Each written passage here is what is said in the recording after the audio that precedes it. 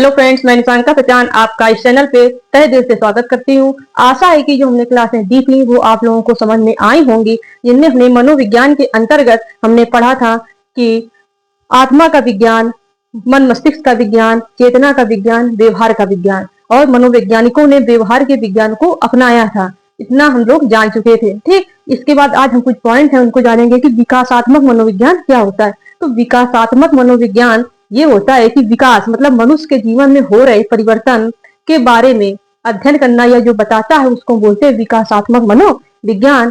कि मनुष्य के जीवन में जो परिवर्तन को बताता है उसको विकासात्मक मनोविज्ञान कहते हैं। यही दिया है, विकासात्मक मनोविज्ञान एक वैज्ञानिक अध्ययन है। कैसा अध्ययन है? वैज्ञानिक अध्ययन है जो मनुष्य जीवन में हो रहे परिवर्तन के बारे में बताता है। इसके बाद यहाँ पे मनुष्य के जीवन में हो रहे परिवर्तन, अब परिवर्तन उसके व्यवहार में, उसकी लंबाई चौड़ाई। अब कोई बालक होता है, उसके बालक में क्या जन्म क्या होता है, छोटा होता है, उसके बाद वो बड़ा होता है तो उसकी लंबाई बढ़ती है, ठीक है, वजन भी बढ़ता है, उसका मानसिक लेवल भी बढ़ता है, मतलब शारीरिक रूप से उसका विकास होता है, मानसिक रूप से होता है, संवेगात्मक रूप से भी विकास होता है, सामाजिक रूप से मतलब उसका सर्वांगीण विकास होता है। क्या होता है? सर्वांगीण विकास। ठीक है, तो हम यहीं पे है कि व्यक्ति के विकास के साथ साथ उसके व्यवहार का अध्ययन किया जाता है किसमें? विकासात्मक मनोविज्ञान में। मतलब यहाँ पे संपूर्ण बोल सकते हो कि उसमें बच्चे का क्या होगा? सर्वांगीण विकास का अध्ययन किया जाता है जिसमें विकासात्मक मनोविज्ञान में। ठीक, इसके बाद इसका जो अध्ययन भी कब से किया जाता है? जन्म से ही बच्चे की ग्रोथ को देखा जाता है कि उसका विकास किस प्रकार हो रहा है, कि उसकी शारीरिक क्षमता है, मतलब उसका शारीरिक विकास हो रहा है कि नहीं, मानसिक विकास हो रहा है कि नहीं, संवेगात्मक विकास या सामाजिक विकास या नैतिक विकास। उस नैतिक विकास मतलब उसके आचरण में कैसा क्या चेंजमेंट है, इस कैसा है। इसके बाद उसके सामाजिक में, उसके समाज के रूप में उसकी धारणा किस टाइप की है, ये सब देखा जाता है। ठीक है, इसमें विकासात्मक मनोविज्ञान में तो और इसका अध्ययन भी जन्म से होता है। इसका विकासात्मक मनोविज्ञान के लक्ष्य मतलब इस मनोविज्ञान का लक्ष्य क्या है? विकास का वर्णन करना, समझना, अनुकरण करना। मतलब इस विज्ञान के लाने का तात्पर्य ये है कि हम लोग किसी बच्चे के विकास के बारे में बता सकते हैं, विकास का, बच्चे का डेवलपमेंट कैसे हो रहा है उसका हम वर्णन कर सकते हैं इस मनोविज्ञान के अध्ययन करने के बाद, कि किस उसका ग्रोथ किस प्रकार हुआ, उसको हम समझ सकते हैं किस प्रकार उसकी मेंटल फिजिकल कैसी हेल्थ है। ठीक, इसका अनुकरण और उसको हम सीख सकते हैं, मतलब अध्ययन करने के बाद उसको अध्ययन करेंगे, सीखेंगे। ठीक, तो वो हम अपने प्रेजेंट की लाइफ है उसमें हम इम्प्लीमेंट कर सकते हैं। इसके बाद कुछ डिफिनेशनें हैं। क्या है? डिफिनेशनें हैं। शिक्षा, एक स्कीनर, आपके बीएफ स्कीनर हुए हैं तो उन्होंने डिफिनेशन दी है, मनोविज्ञान शिक्षा का आधारभूत विज्ञान है। मनोविज्ञान क्या है? शिक्षा का आधारभूत विज्ञान है। आधुनिक मनोविज्ञान का अर्थ है, जो इस टाइम की मनोविज्ञान उसका अर्थ क्या होता है? कि व्यवहार का अध्ययन करना। आधुनिक मनोविज्ञान का अर्थ क्या है?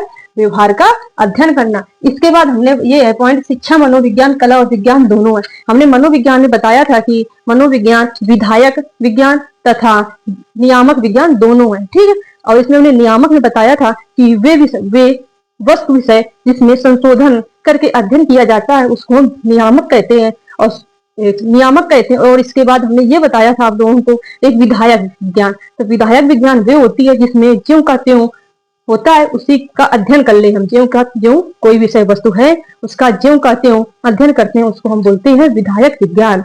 तो मतलब विधायक थी और नियामक थी मनोविज्ञान। लेकिन जो शिक्षा मनोविज्ञान है, शिक्षा मनोविज्ञान क्या होती है?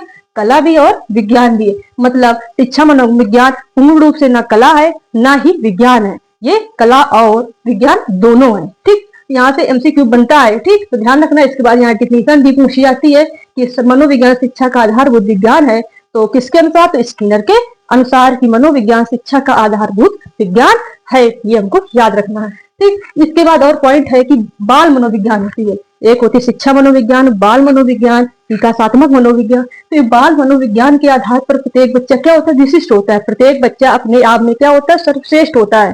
ठीक, किसी बच्चे को हम कम या ज्यादा डिफाइन नहीं कर सकते, प्रत्येक बच्चा क्या होगा? विशिष्ट होगा अपने आप में। तो बाल मनोविज्ञान के अनुसार प्रत्येक बच्चा कैसा होता है? विशिष्ट होता है। इसके बाद हमने कल कुछ पॉइंट्स बताए थे कि जो मनोविज्ञान की प्रथम प्रयोगशाला थी वो कलकत्ता में निर्मित की गई थी, और इसकी जो सन 1916 में भारत की जो प्रथम प्रयोगशाला थी वो 1916 में कलकत्ता में एन सेन गुप्ता के अनुसार उसकी स्थापना की गई थी। इसी प्रकार जो आपकी मनोविज्ञान की दूसरी प्रयोगशाला है, मनोविज्ञान की दूसरी या सेकंड लैब है जो, वो बेटा 1890 में विलियम जेम्स के द्वारा मेसाचुसेट्स में हुई थी। इसके बाद इनकी जो विलियम जेम्स की एक पुस्तक भी है, द प्रिंसिपल ऑफ साइकोलॉजी, मतलब मनोविज्ञान के सिद्धांत। इनकी पुस्तक है विलियम जेम्स की एक पुस्तक है द प्रिंसिपल ऑफ साइकोलॉजी। इसके बाद और हम जानेंगे कि शिक्षा क्या होती है, ठीक है, मतलब शैक्षिक मनोविज्ञान क्या होता है, ये आपका अगला हम पढ़ाएंगे कि शैक्षिक मनोविज्ञान क्या होती है, शिक्षा मनोविज्ञान, ठीक है। तो लेकिन अभी थोड़ी डिफिनेशन देख लो, ये पूछी जाती है कि जे.एम. स्टीफन के अनुसार कि शैक्षिक मनोविज्ञान शैक्षिक विकास का एक व्यवस्थित अध्ययन है। शैक्षिक मनोविज्ञान क्या होती है, शैक्षिक विकास का एक व्यवस्थित अध्ययन है। इसके बाद इन्होंने एक परिभाषा और दी थी कि जे.एम. स्टीफन के अनुसार इन्होंने एक बेटा डिफिनेशन दी कि शिक्षा मनोविज्ञान शैक्षिक विकास का क्रमबद्ध अध्ययन है। शैक्षिक मनोविज्ञान शिक्षा शैक्षिक विकास का क्रमबद्ध अध्ययन है।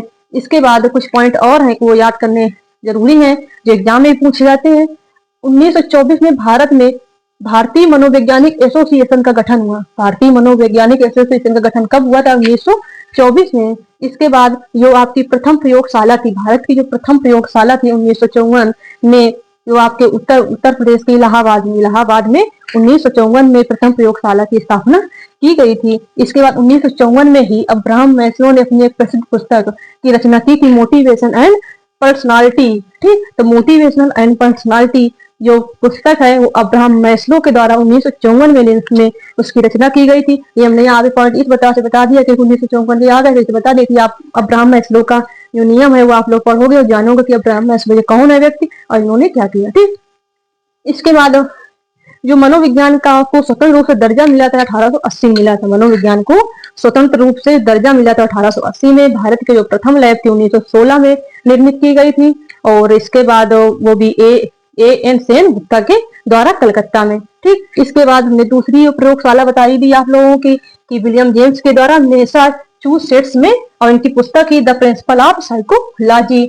तो हमको यहाँ पे ध्यान रखना है कि विकासात्मक मनोविज्ञान क्या होता है, ठीक है, और कुछ डिफिनेशन है इनको याद रखना। और अपने जो अगले सेशन में आप लोगों को बताएंगे कि मनोविज्ञान के संप्रदाय, मनोविज्ञान के संप्रदाय के बाद आप लोगों को हम बताएंगे बाल विकास, मतलब चाइल्ड डेवलपमेंट, बच्चे का विकास किस प्रकार होता है।